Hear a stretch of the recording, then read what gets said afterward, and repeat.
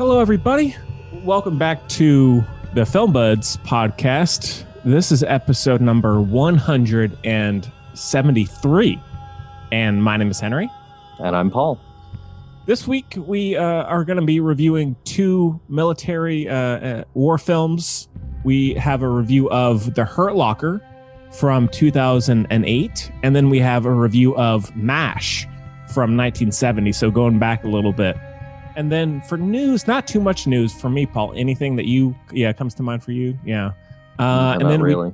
And then we do have a listener question concerning war films in general, the kind of perception of war films. So we'll get to that. Plenty of stuff we watched on the side as well. So, not too much to complain about really with this one. Paul, how you doing? I'm doing well.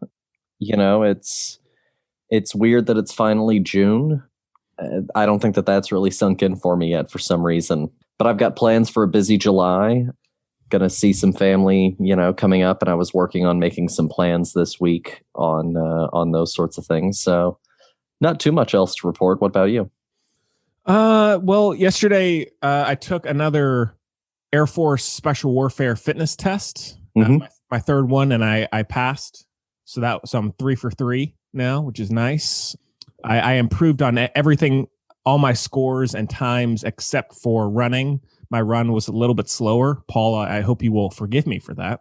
Oh yeah, of course. Pretty embarrassing. Running is such honestly, if you're just not in the right headspace some days, Yeah, but went well otherwise. So happy about that. And other than that, not a whole lot really. And if you want to know what that entails, that test, you can check out the last episode. I talk about it there.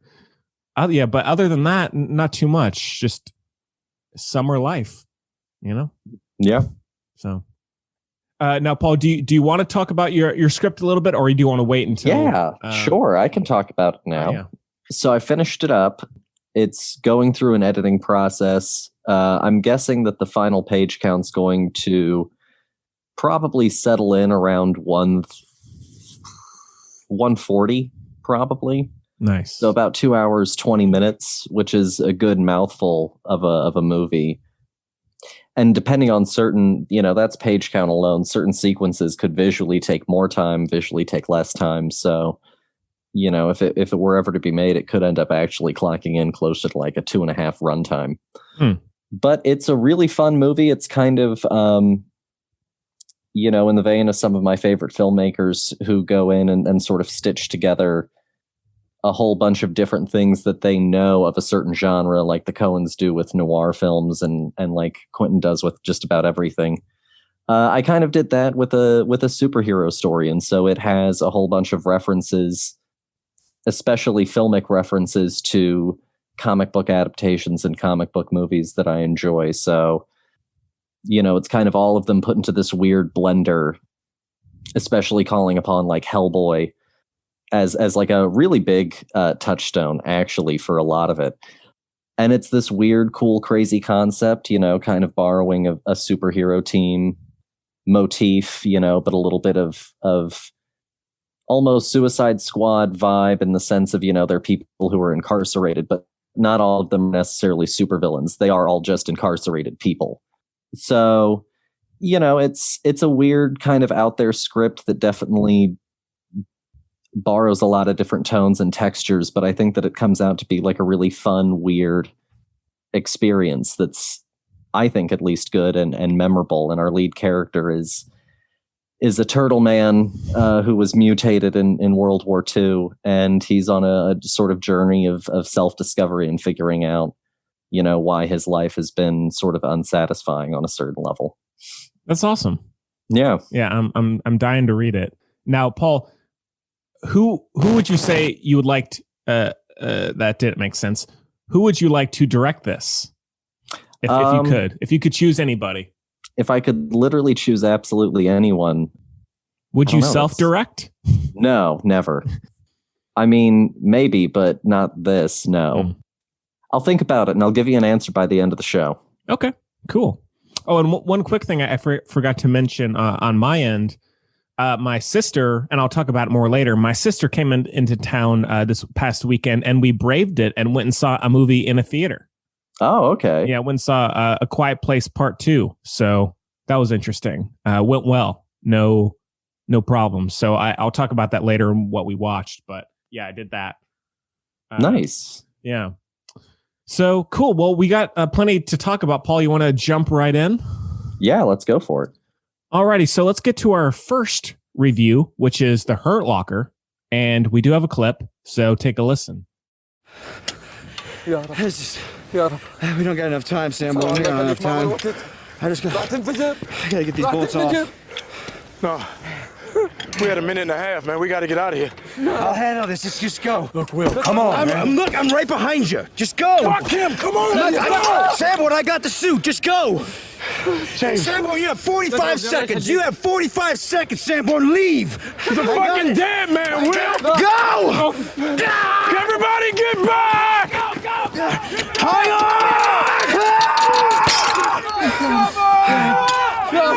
I got one. Go. Get back. Get back. Can't. There's too many locks. There's too many. I can't do it. I can't get it off. I'm sorry, okay? You understand? I'm sorry. You hear me? I'm sorry. I'm sorry.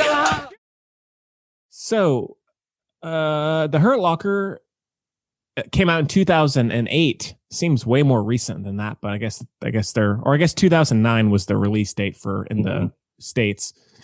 And it's directed by Kathryn Bigelow, and it stars Jeremy Renner, Anthony Mackie, Brian Girardi, I believe is how you say it, Guy Pearce, Ray Fiennes, David Morse, Evangeline Lilly, very briefly. That's about Guy Pearce very briefly. Yeah.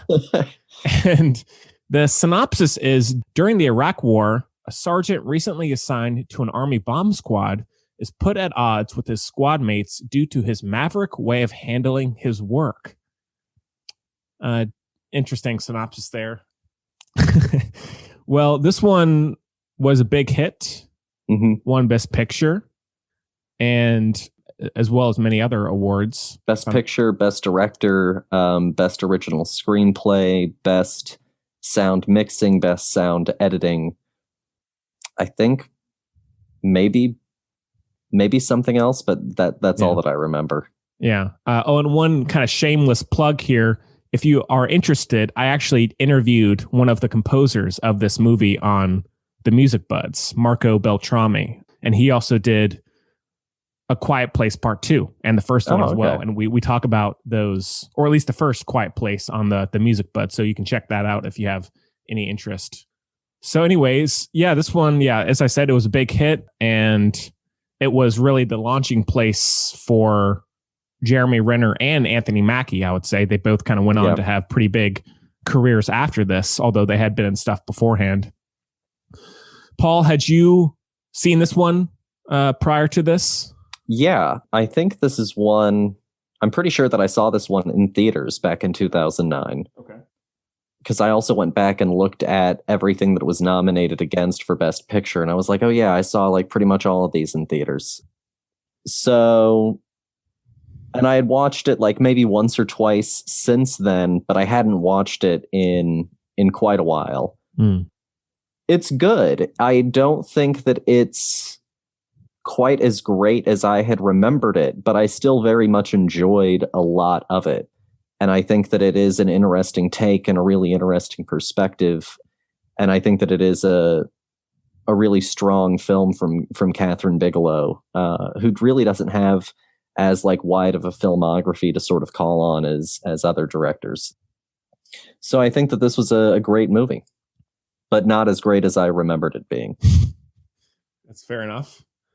Yeah, well, as I had said, I think we talked about it with Sky Tilley ages ago when we were talking about directors and their best films. This is my favorite of hers, and it's one of my favorite military or war films, whatever you want to call it. I've seen it many times over the years, and I've just always been fascinated with this job. The one very loose connection that I will say is that some of the people who I am trying out with at the special warfare fitness tests, one of the jobs is EOD. this job. Mm-hmm. And so I've actually met some people already who are going in to do this exact thing, but just in the Air Force, because every branch has their own unit. So that's been interesting to talk to those people.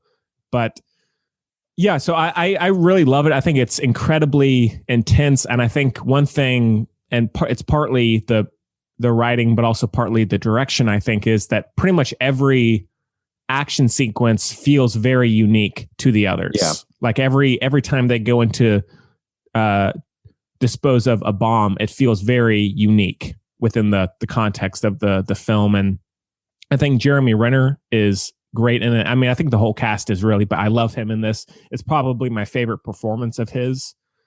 The score is excellent. Sound design, all of that stuff is excellent. And I like the idea of this adrenaline and danger being an addiction, and seeing how someone could really happen to someone in real life, especially in the context of war. And I guess one big thing with this movie, not that I have any experience with it personally, but from what I've read, and I think even the first time I saw it, I could realize this, is that there were a lot of issues with it logically or realistically in terms of how someone would actually go about this job.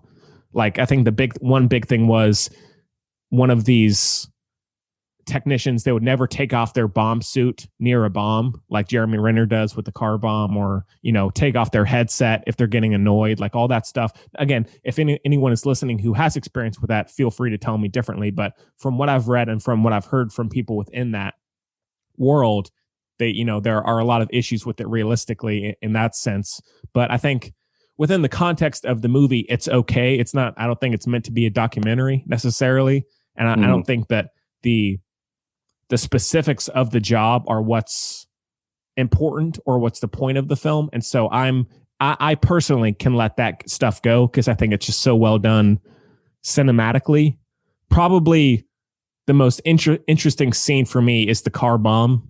I love how that plays out. And probably the most intense one is the suicide bomber one. And I think that Jeremy Renner's performance in that is amazing. So yeah, and there are other scenes that I have small issues with that they don't really bring the movie down all that much. But if I had to nitpick, I can talk about those later. No, yeah, of course.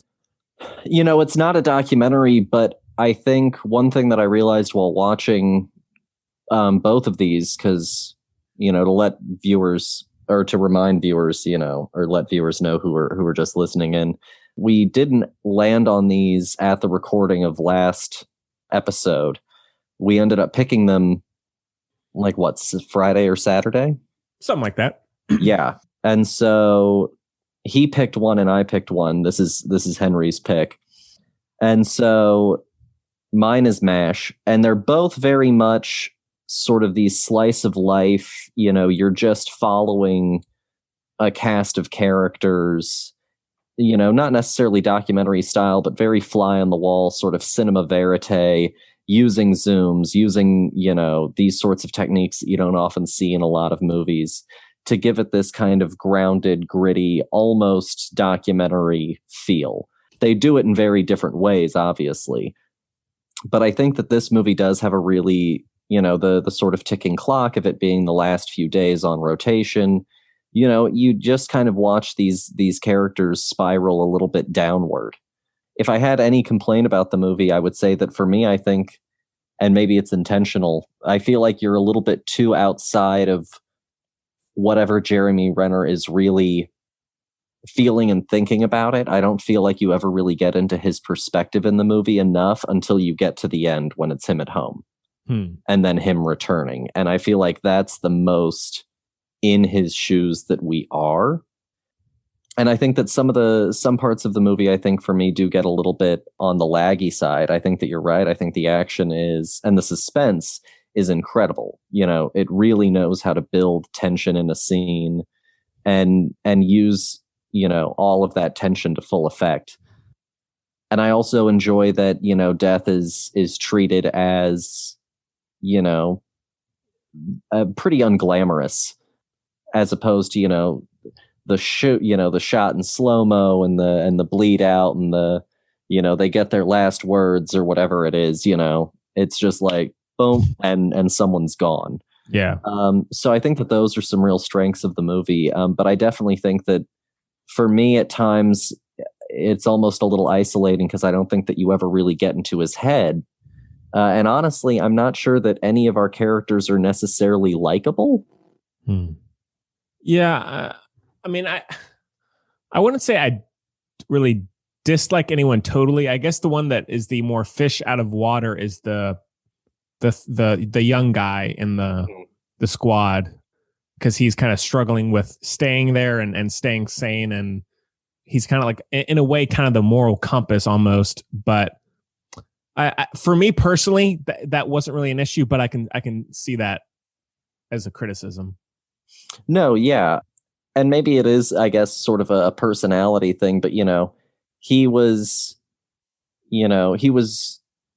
not necessarily unlikable, but also he made a lot of bad decisions. He was pretty complicit in going on that little hunting trip, if you will, at the end of the movie, that leads to his injury.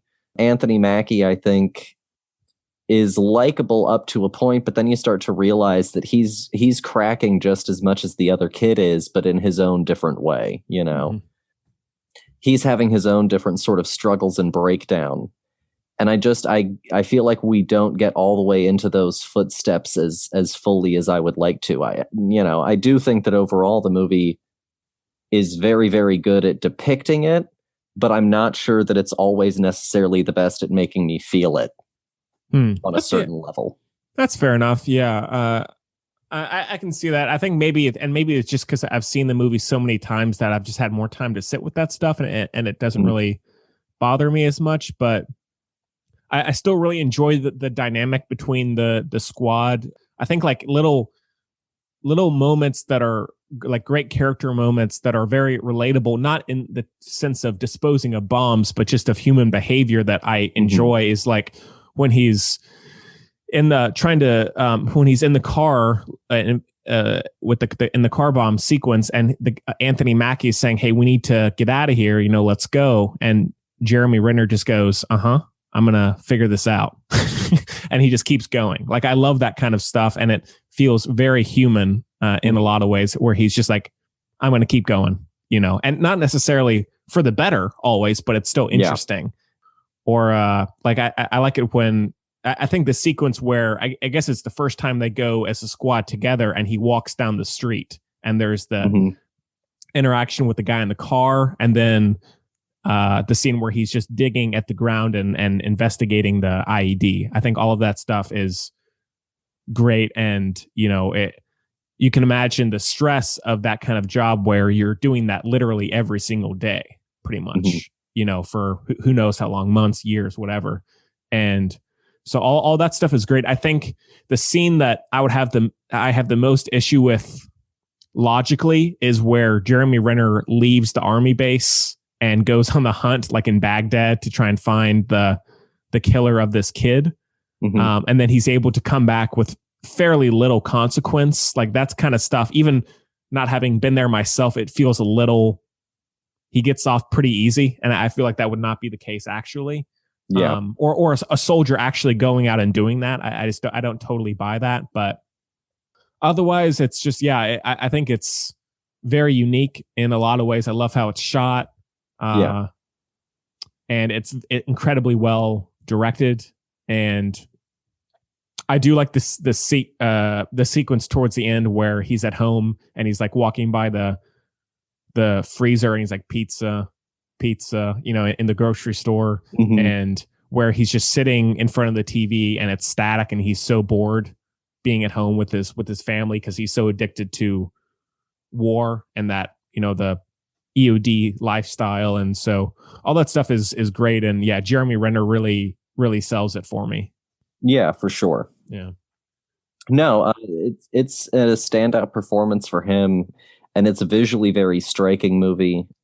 I think that Kathryn Bigelow, for me, ended up making a better film with Zero Dark 30 as just a sort of overall experience. But I think that this was a really, really great movie, and I understand why it was especially so popular at the time, why it hit so hard at the time. We were hitting at that point year 7 or so of still being embroiled in the Middle East.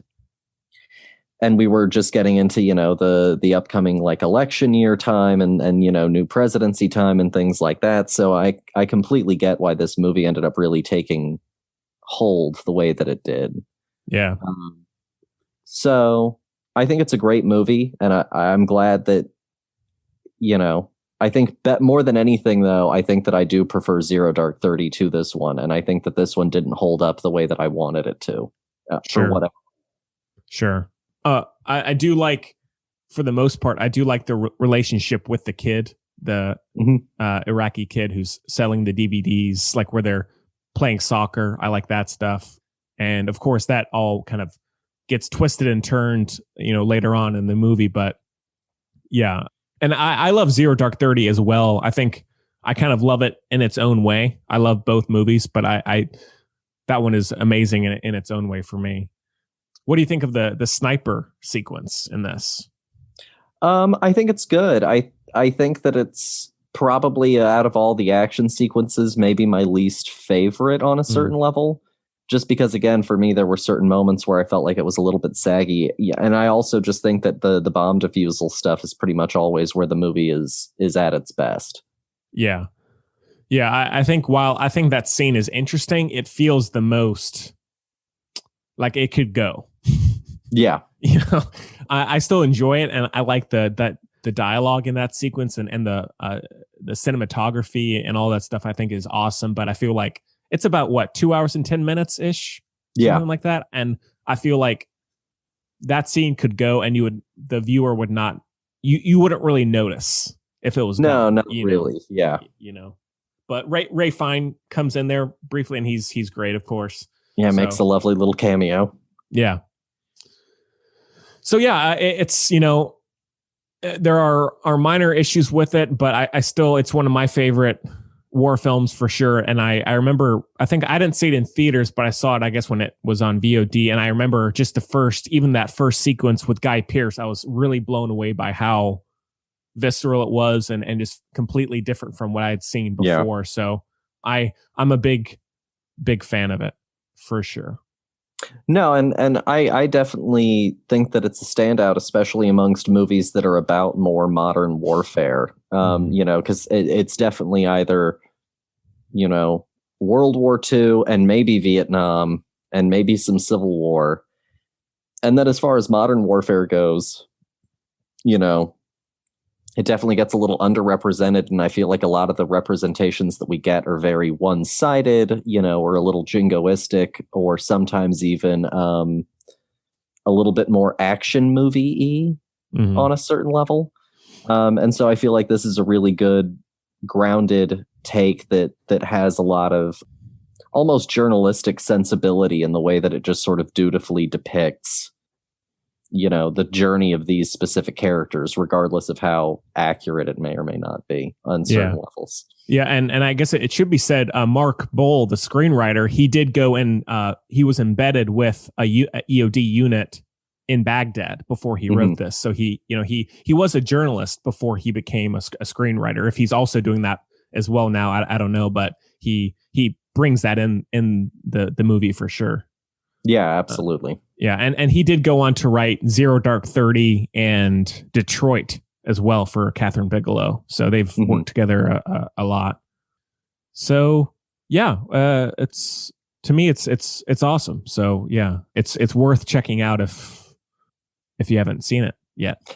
Yeah, and don't be too concerned. It's not like some war movies where it gets pretty graphic. Honestly, as far as violence goes, this movie is relatively tame. Compared to especially other war films, and military films like Black Hawk Down or Saving Private Ryan are a much bloodier experience than this one is. Yeah. All right. Anything else, Paul?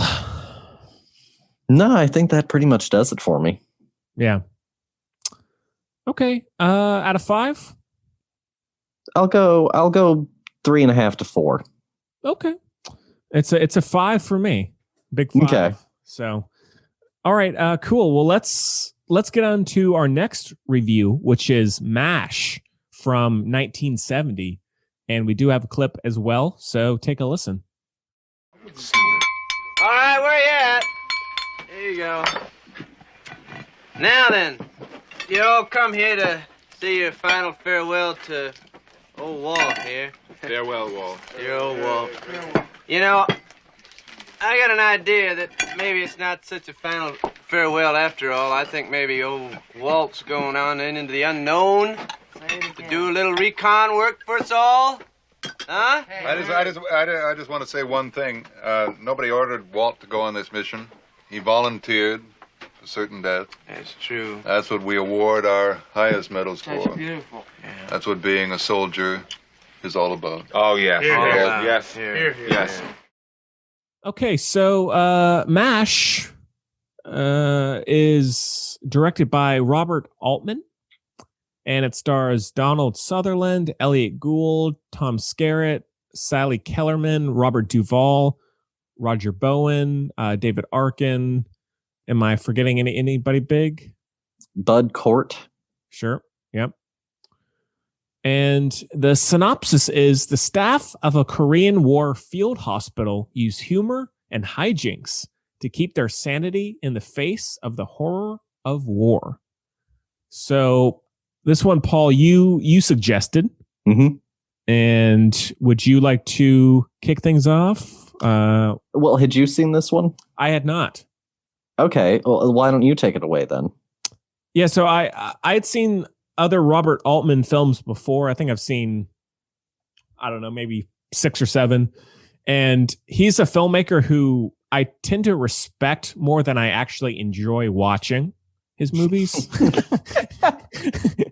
Like I think my favorite probably is a Prairie Home Companion, which was his last movie. And I also like McCabe and Mrs. Miller, the Western. Those would probably be my top 2.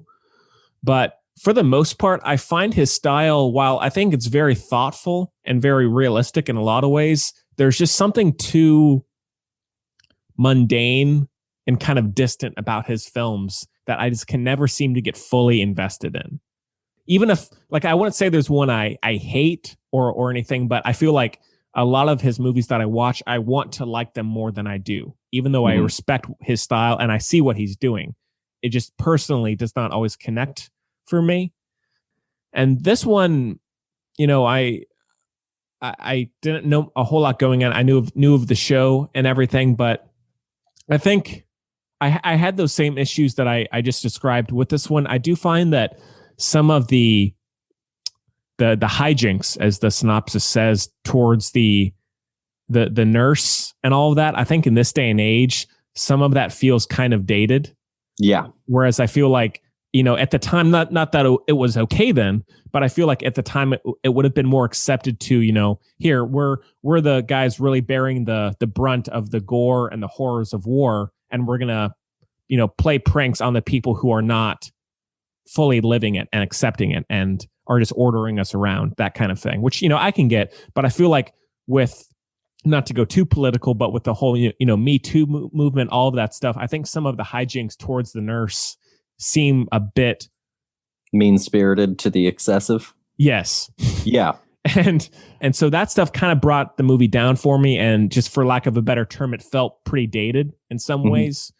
But other parts of the movie, I thought the performances were very good. I think Donald Sutherland was probably my favorite.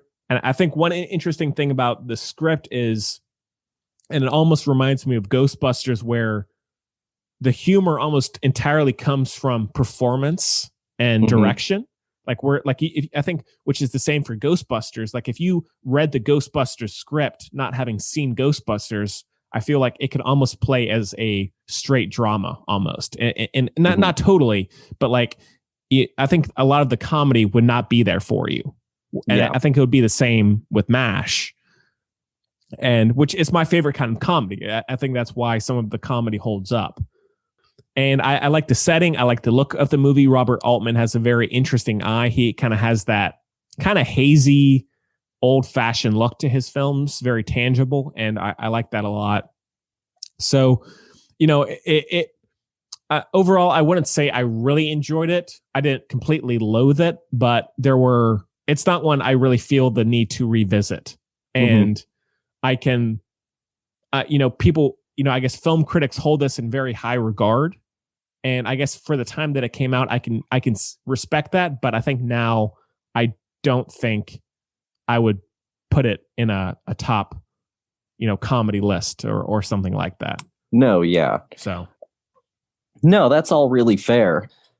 So I had seen this one before. I saw it, I think probably 10 years ago now. I think the first time I saw it was in high school. And I'd seen it since then in a college setting, I think, as well. And it's one that I really enjoy. I haven't seen as many Robert Altman movies. I've seen McCabe and Mrs. Miller, which, in case you don't know, is sort of the basis for a lot of the plot and costume elements of the movie Solo. That's why everyone's... And Paul, I think we saw that together in class, right? I think that was one of the ones we watched in one of our classes at college. Yeah. Not Solo. No, McCabe and Mrs. Miller. So he does have a very distinct visual style. This movie's 1970, so he is also being influenced on a certain level by the French New Wave, which kind of breaks a lot of cinematic rules that were established by Hollywood. And this is a very, again, going back to what I was talking about with Hurt Locker, it has this kind of weird nebulous place between a documentary and a film. And that's kind of where this term cinema verite lives, is in trying to be this very grounded perspective in storytelling. With both this, but with both MASH and with Hurt Locker, my wife was completely unaware that they were kind of these almost plotless, sort of just follow the characters through this journey films. And so with both of them, it took her a little bit of a second to really wrap her head around it. Also with this movie, it's a little bit of a touchstone, and it can make the first few minutes chaotic to a viewer, because this is one of the first few movies that really had a lot of layered sound of people talking over each other at the same time, with audio happening in the background at the same time. So it was a big forward step sort of a movie on a lot of levels. And I agree that it's definitely something where a lot of the comedy could be zapped from it if it were other performers or other directors. Yeah. MASH is also a big touchstone for, and Robert Altman as a filmmaker is a big touchstone for Wes Anderson. Yeah. And so while I was watching it, and if you ever, dear listener, go and watch it, it's very much the film, I think, that is called upon primarily for the look, feel, pacing, and certain plot elements of The Life Aquatic with Steve Zissou. Sure. It's follow around this kind of jerk hero as he is a little bit of a jerk and kind of throws and bandies jerk antics around. And I think that that's also one of the reasons that the movie MASH doesn't really work as well, sort of the older it gets, is because we have gotten, a little bit more forward thinking and progressive as a people. And there are definitely some moments in this movie that are very, very dated. It's like going back to, certain parts of Animal House or some of the other, sort of comedy classics of a certain generation. You hit certain things that have a certain cringe factor in a modern context. So that is something to look out for, and it's, unavoidable. But I do think that a lot of the character work in the movie works. I think that everyone feels, sort of unique. And I think that I think that for the most part, I find it a fun, interesting Vietnam movie while being set in the Korean War as well. I get that for sure. I like the idea, and of course, having not been, in war myself, just having to try and experience it through people like this, I do like the idea in the film of, these people, these surgeons who are, seeing such horrible war wounds and just the horror of war, but then and trying to find extreme ways of keeping sane, and which of course involves, playing pranks and not necessarily doing nice things, but of course they are in war. And so it's not really hard to fully judge them for that, because, you don't know what's that is really like unless you've been in it yourself. And so I really enjoy that concept. It kind of reminds me of, I guess it was called Generation Kill, the HBO miniseries from, I guess, the early 2000s about the first Marines going into Iraq. It kind of reminds me a little bit of that in terms of soldiers trying to find ways of keeping their sanity, which, I mean, The Hurt Locker has that a little bit as well. And so I think ideas like that feel very Robert Altman and very thoughtful. I enjoyed that a lot. And I think what works well with him across all of his movies is, even if he's trying to inject comedy or satire or whatever it may be, he has a very natural way of still showing that he cares about the subject matter. Mm-hmm. He's not just saying, here, look at these guys, playing pranks. It's, so funny. He's still saying, look at what situation they're in. And again, as you said, a different director could have completely ruined that. And he nails it. Yeah, and ultimately, it's an anti-authority movie and it's an anti-authority message, right? Mm-hmm. And that's also a large part of their pranks and them coming up with all of these ludicrous things is because a lot of them were drafted. Mm-hmm. There's a joke in the movie. How did, someone that awful, make it to the rank of captain? He was drafted. Yeah. So it's a pretty anti-authority movie, kind of in the same vein as,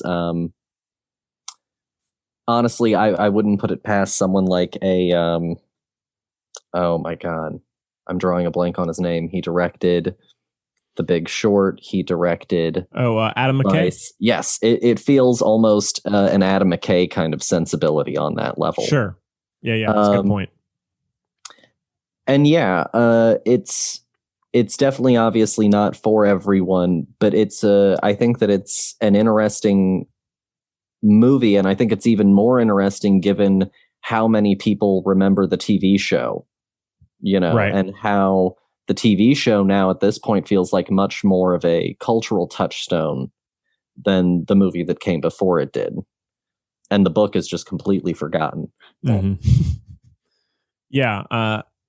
And also in terms of how the characters are perceived and how someone, outside of their position may try and judge them. I think it's interesting that it's set in the Korean War, because even though, it was still very serious and very horrible, it's kind of considered to be the forgotten war, at least in comparison to World War II and Vietnam.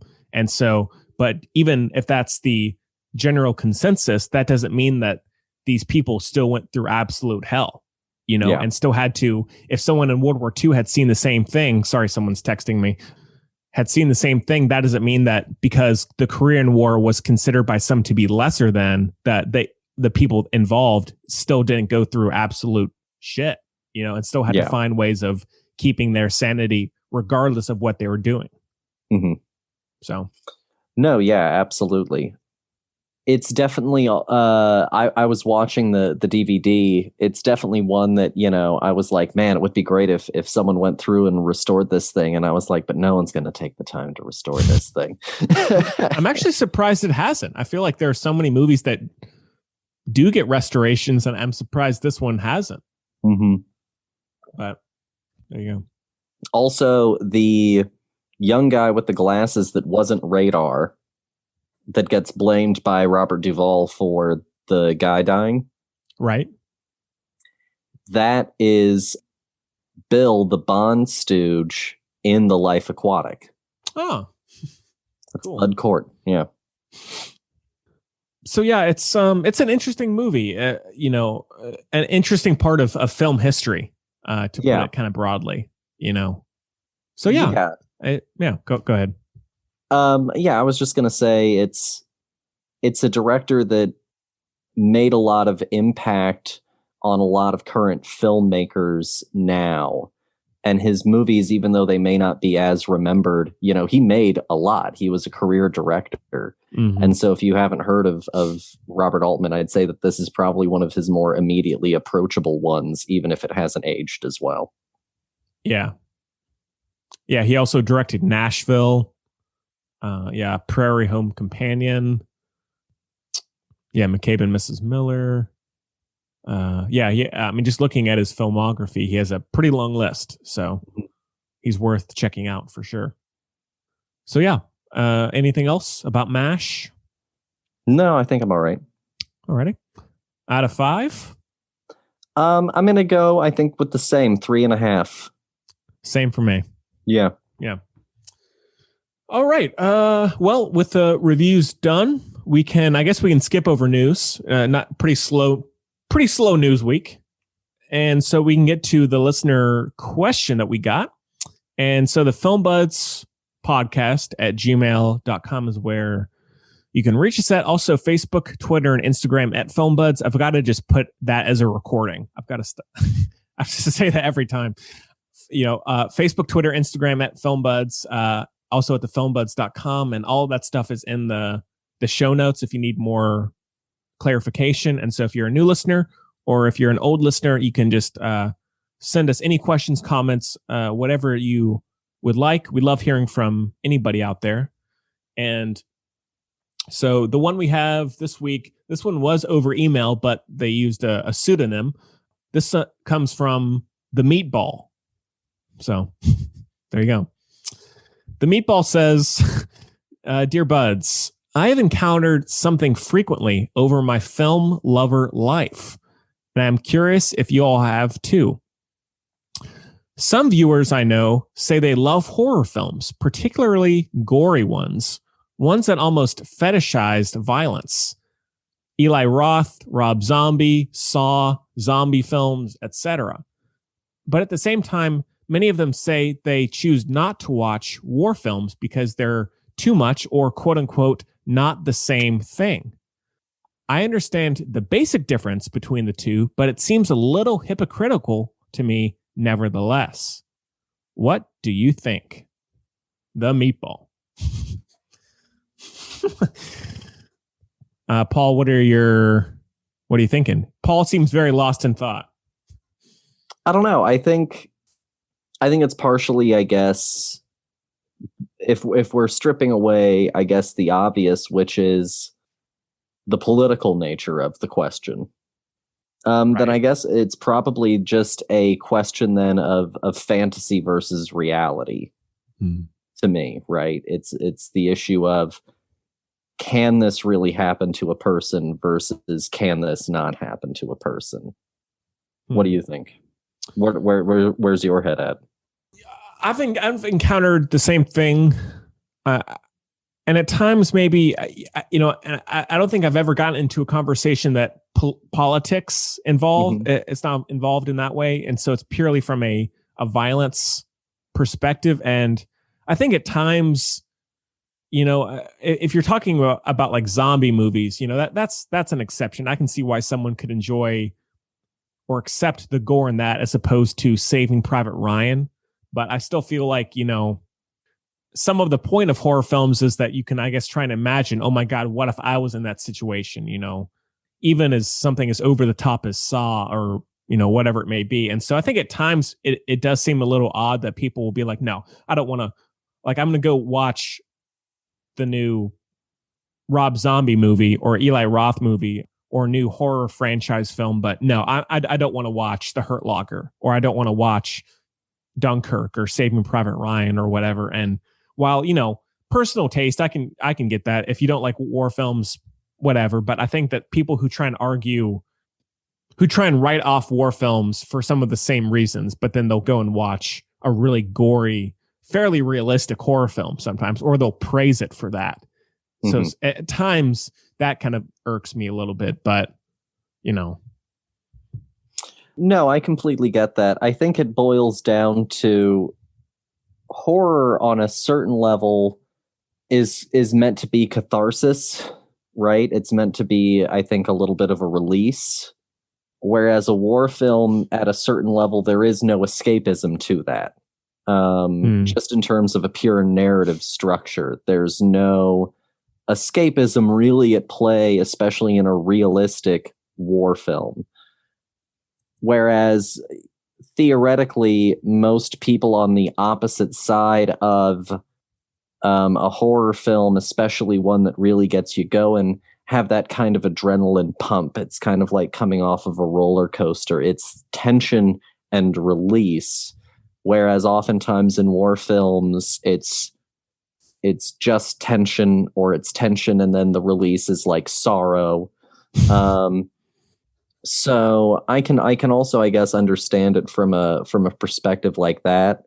I think that the other argument, I guess, since we didn't necessarily get a clear depiction, I think, on what some of the problem is from the argument side, I think there's probably an argument to be made for some of these people that they don't want to valorize or glorify military death for reasons pertaining to them being disagreeable to the military industrial complex. That would probably be my other guess. Sure. And like, I can't make a case for why you should or shouldn't support the military or the military represented in films. But if that's your argument, you can't really stand on the basis of it's too violent.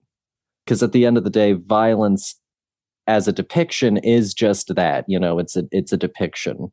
So if you can stomach violence, in a horror film, but you can't stomach it in a war film because you don't like the reality basis of it, then that's fine. And that's a totally valid argument. If you're trying to, I guess, lump violence as a problem with war films as a reason for violence, being a downside, but you also then go and watch a whole bunch of other gory shit, then you're kind of in a slippery slope. But you're edging the line. Yeah, pretty close. It's a case by case basis, because at the end of the day, very little should be off limits from depiction if it's grounded in narrative purpose. Mm-hmm. No, yeah, that's a good way to put it. I mean, I've always been a big fan of or very interested in military history. And so I enjoy watching military films just for the context of it, the historical context of it, the experience of it. And even, of course, if a lot of films are, injected with Hollywood isms, I still think the context of certain wars, whatever, are interesting to me just to learn about. And of course, that's even more so for documentaries about war. And so, but again, that's very personal taste. If you don't enjoy watching that because it's so real and it's so grounded in horror, that makes sense. But I think what you said is better than I could put it. So like, I think and this is really, it all boils down to if you're actually taking the time to argue these points, and so like I guess we ran into this kind of thing like when we were in the media studies program. Like those are people who are actively going to talk about these things, whereas in the office place you might not be, and it might not matter. Yeah. So yeah, that's a good question, Meatball. Yeah. For a great example of someone who can handle a lot of violence on a certain level, but not in other places. My wife can do a lot of gore and stuff, like The Walking Dead and other action movies and stuff like that. Like she can definitely, handle herself with squeamish, uncomfortable things.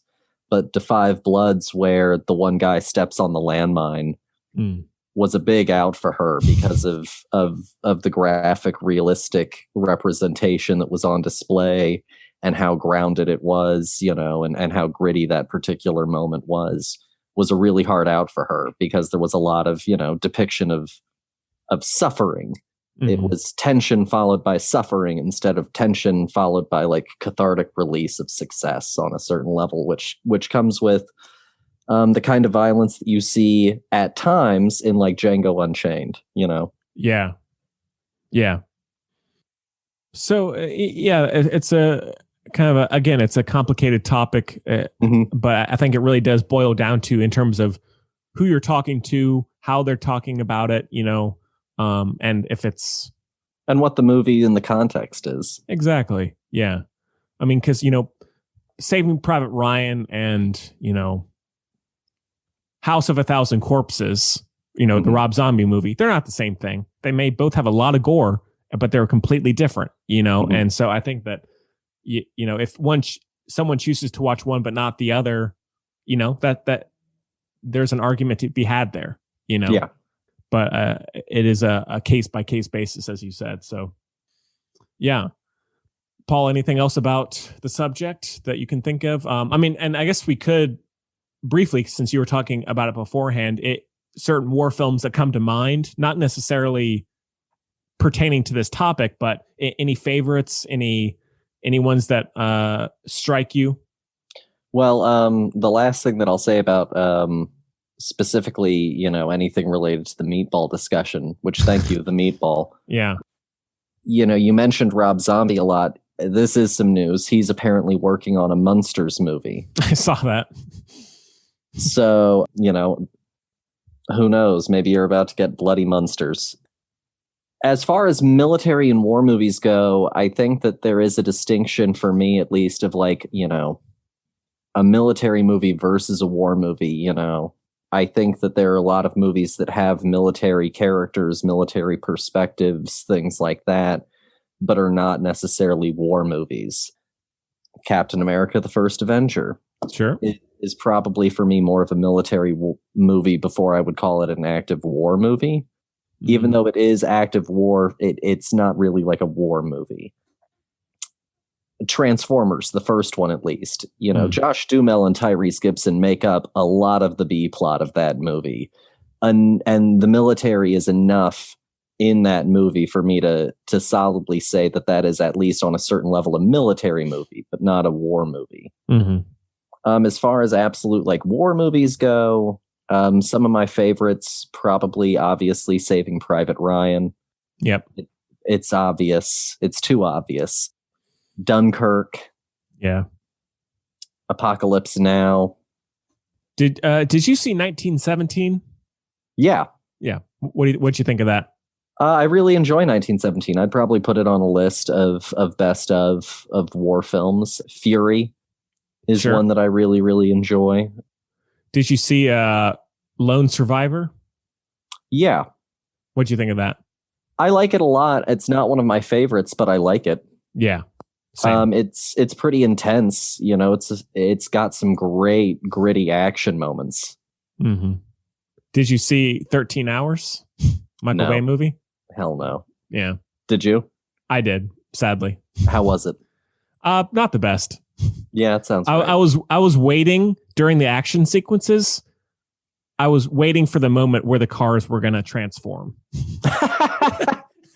It was truly like Transformers action, just in a war film. So okay, interesting. Yeah, Black Hawk Down is one that I really like. That's great. Yeah.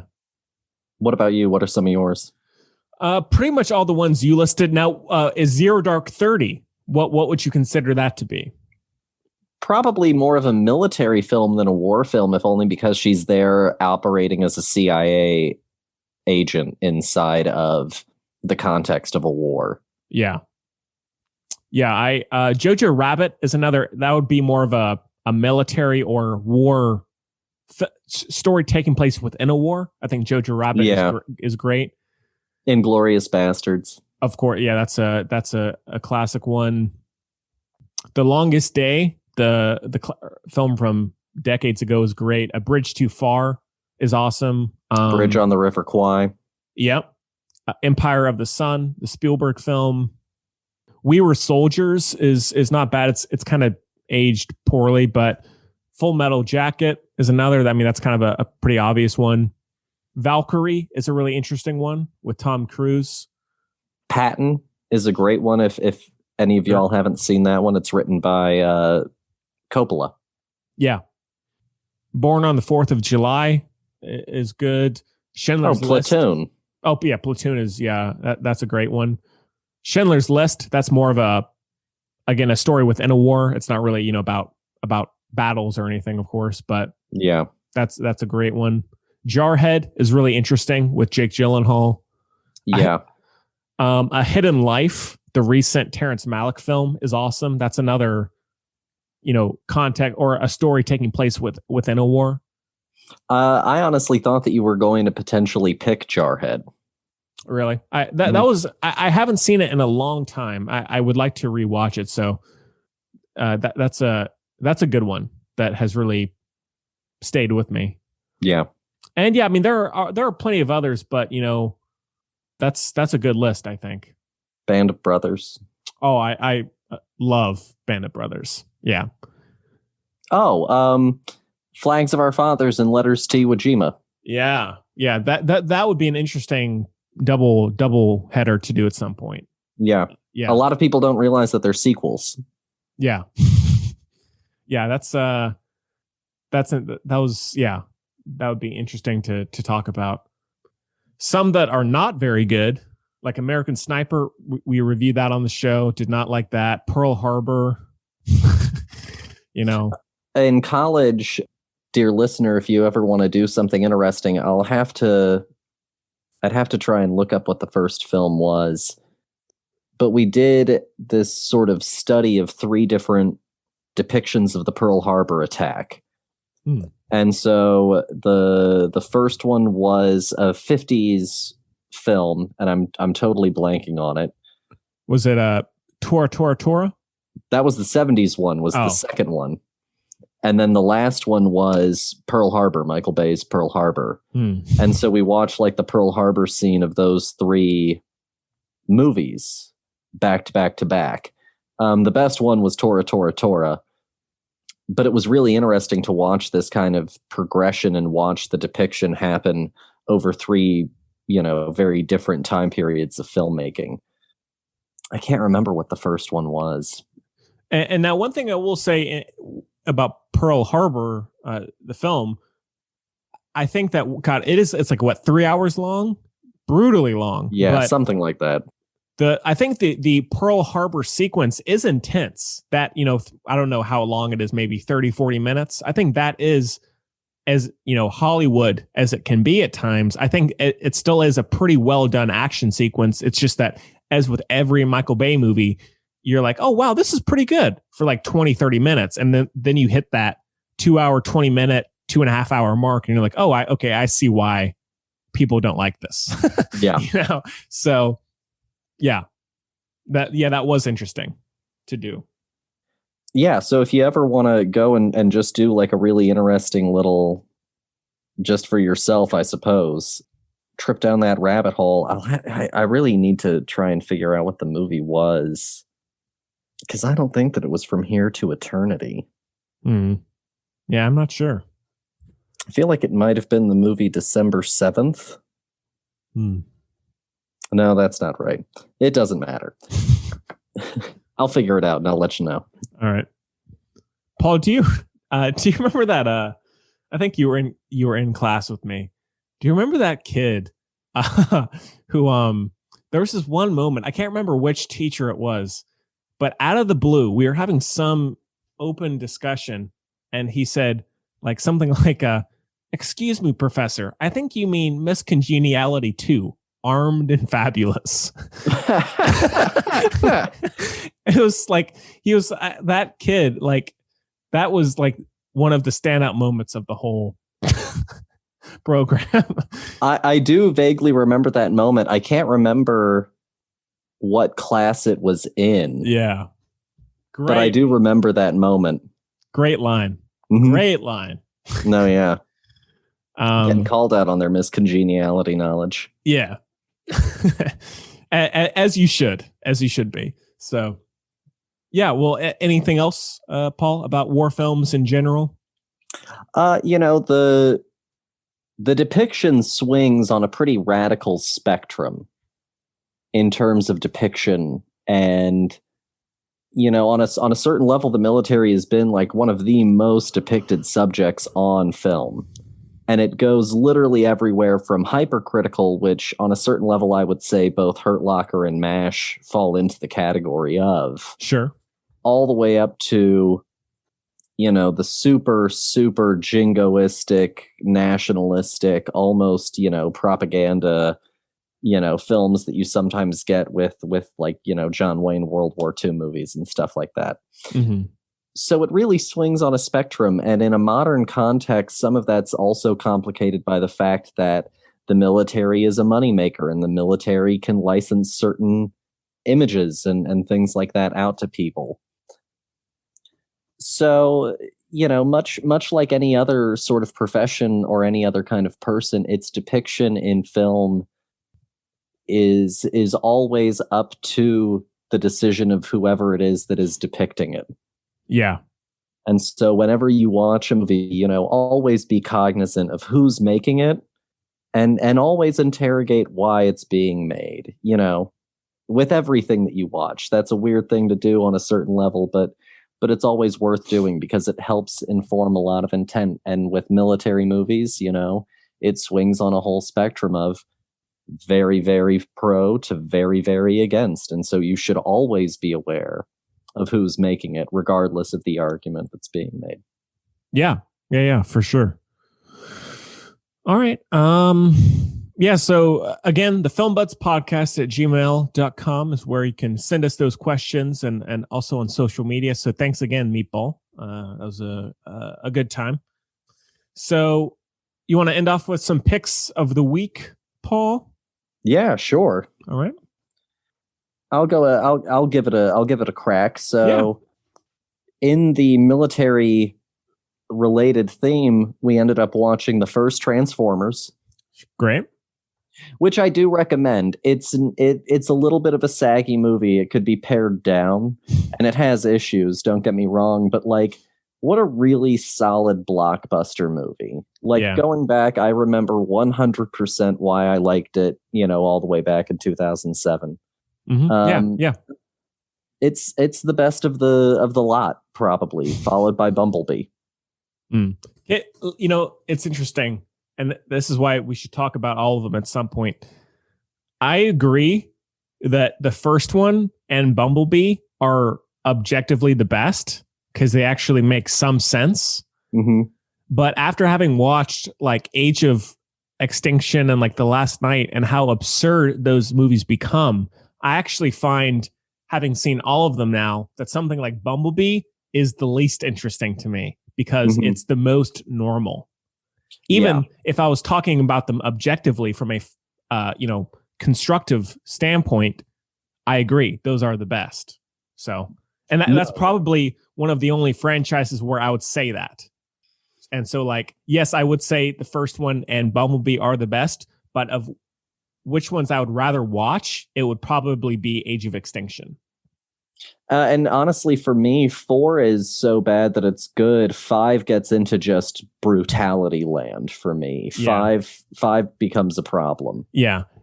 One thing I will say, though, about that movie, I think Michael Bay needs to direct a medieval film because I loved the opening sequence in The Last Night. Oh, see, I hated it, if only because I literally couldn't tell who the fuck was on what I liked about it. It was just absolute chaos. It was Transformers, Pearl Harbor, but just in the medieval context. Incoherent, completely, but Michael needs to do it. Lord have mercy. I'm also gonna the next one that we watched, Aliens, the second Alien movie. Great movie. Yeah. Great movie. Well paced, intense, great practical effects, really, really good movie. Love it. Yeah. Army of the Dead is a very, very sad remake of that movie. Oh, quick thing. That movie, because I rewatched it too about maybe a month ago. It has one of my all-time favorite lines in all of film, and it's when what's the guy's name? He went on to be really big. He was in Edge of Tomorrow. Is it Bill Patton? Bill Paxton. Bill Paxton. When he asks Ramirez, have you ever been mistaken for a man? And then she says, no, have you? Yeah. Love that line. Yeah. Love it. Anyways. And then Body Heat by Lawrence Kasdan. Oh, yeah. Body Heat's a part of the erotic thriller offshoot of the sort of neo-noir revival of the 80s and 90s, which, lumps it in with movies like Basic Instinct and Wild Things, and to a certain extent, Showgirls. And it's really good. I enjoyed it a lot. Lawrence Kasdan wrote Raiders of the Lost Ark. He also wrote Empire Strikes Back. He wrote and directed The Big Chill. And he wrote and directed Body Heat, which is very much akin to like a Double Indemnity kind of plot line. Mm-hmm. And it's really, really good. It's a slow burn film, and it feels like a 40s noir film, but it's really, really good, and it manages to really capture that essence well. Yeah. And revive it, and I like it a lot. Yeah. Did you ever see The Big Sleep? Yeah. What do you think of that? I like The Big Sleep. Yeah. The Big Sleep with Bogart, correct? Yes. Yeah, that's the basis for The Big Lebowski. Yeah. Yeah. Cool. Any others for you?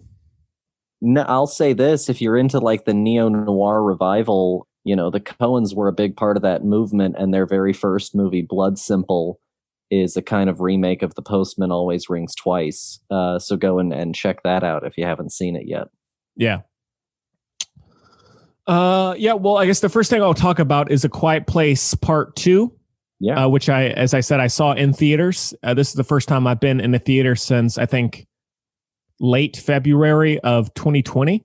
Mm-hmm. So long time. And it went really well. It was about half full, the theater, and I felt very safe. It was very clean.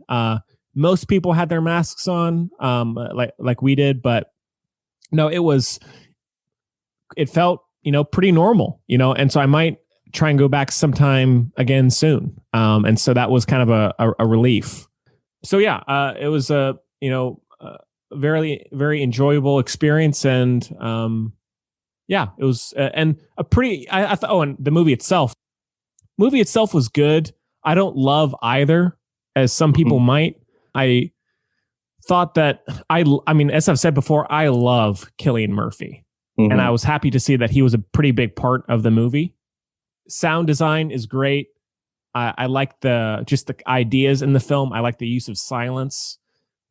Probably my main issue with this one was it's called Part 2, but I feel like not a lot is learned by the end. I feel like the story that's there could maybe work as a TV episode.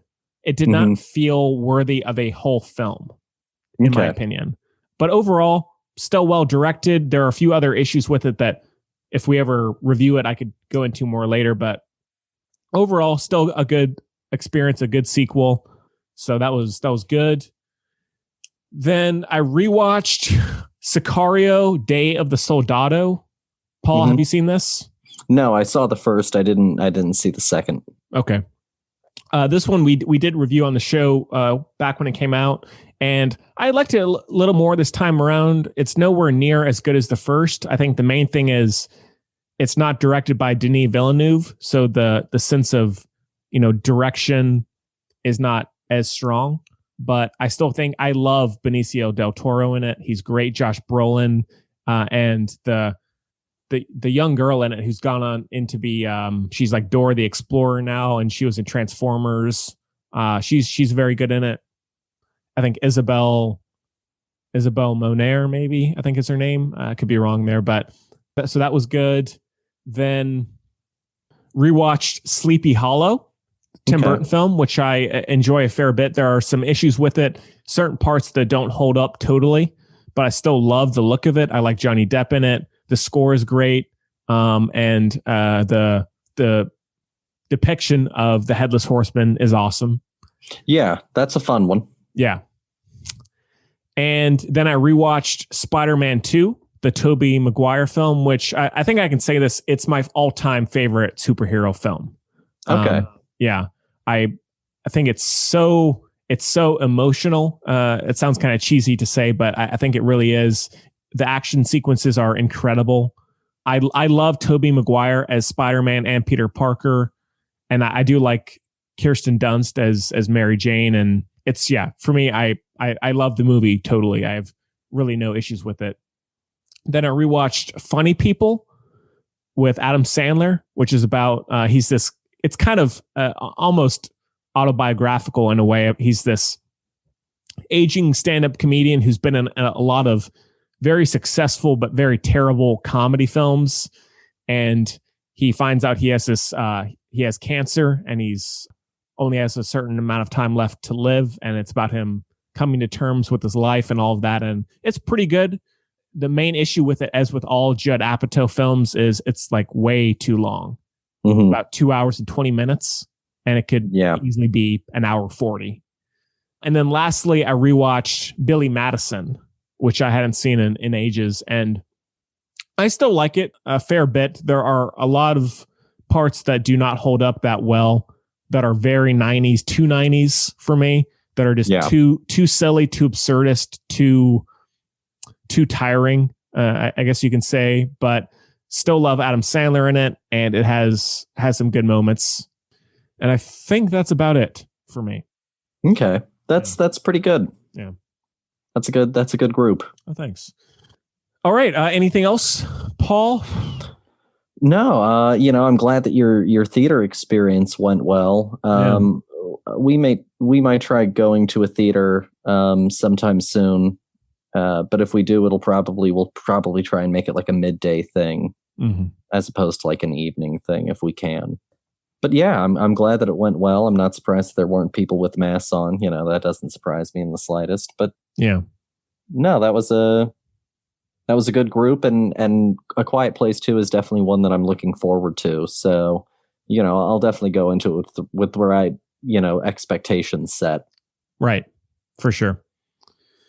It was funny. The previews beforehand, it was honestly like 30 minutes long, the previews. Wow. And it really felt like the movie studios were like, okay, they've missed a whole year of films, of previews. We need to put all of them in there that they've missed. And that's what it felt like. I mean, I felt like we were seeing every big release that was coming out the rest of the year. It was so long, but it was all right.